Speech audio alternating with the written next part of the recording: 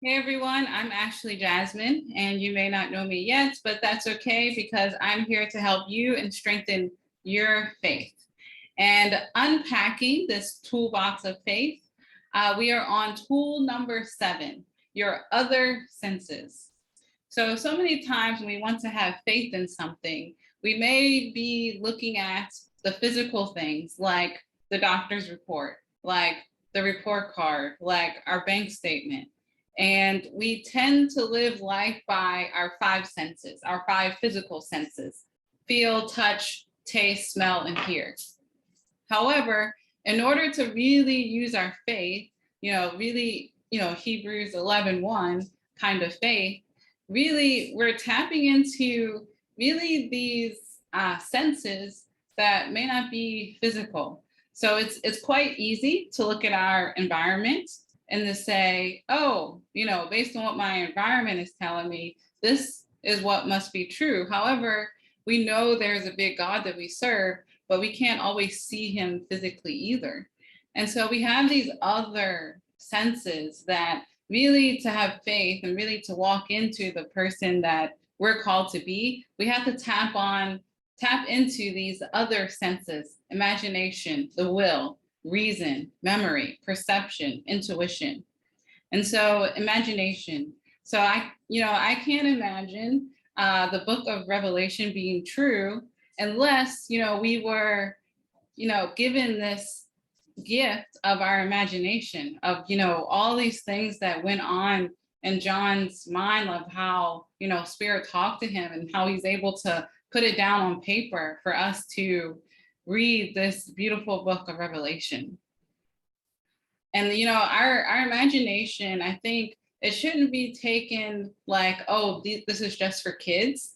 Imagination, like the light bulb was in somebody's imagination, like flying an airplane was in somebody's imagination first.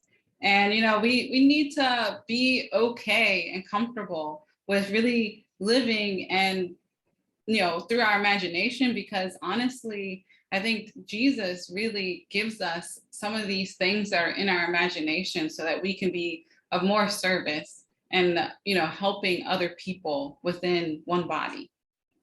The will. And so when we're giving, a call or a purpose, we need to focus on that beyond anything else and to shut anything else out.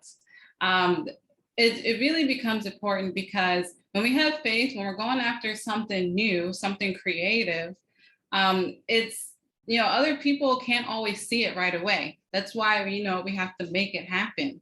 And so we have to have like the focus and the will to really stay connected to that vision that we've been given, and really to shut out any like negative talk that could deter us away from that path that we know we need to take.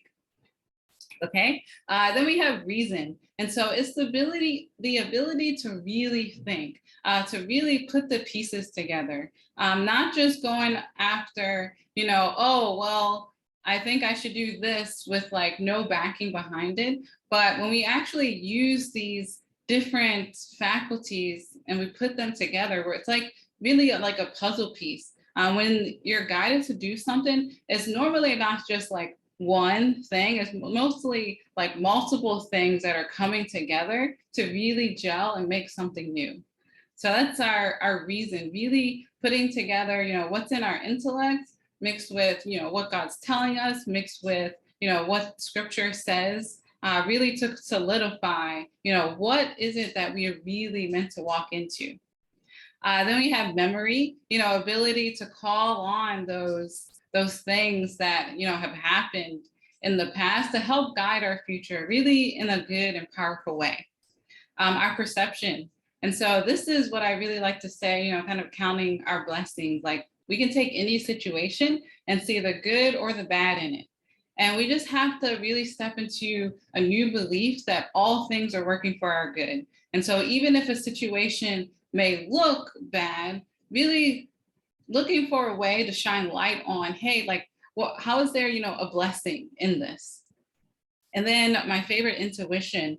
And so someone had this quote, and it really just sticks with me is, if prayer is us talking to God, then intuition is God talking to us. And it's really, sometimes we're not sure if we're hearing from God, but it's always in line with scripture, with what his word is saying as well.